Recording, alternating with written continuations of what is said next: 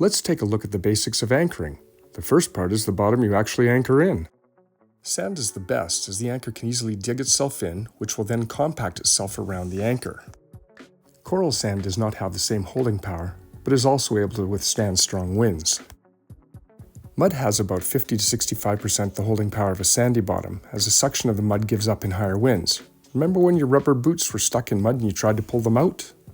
Seagrass is usually in muddier bottoms and doesn't allow for good adhesion due to the roots, while also destroying vegetation for sea turtles and other critters. Then you have coral and rock.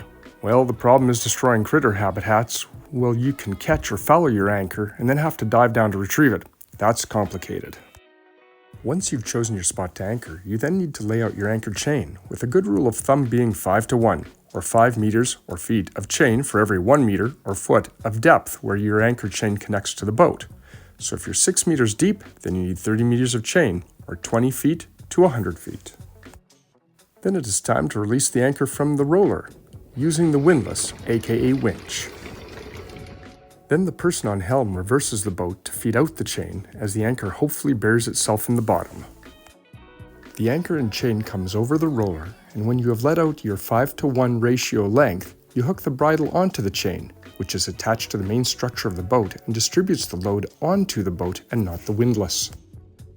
You then bury the anchor even more by reversing the boat to about 1800 RPM for 4 seconds to see if you are moving or if the anchor's set.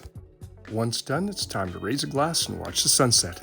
Thanks for liking and subscribing to our page. If you have any questions or other story ideas, don't be afraid to ask.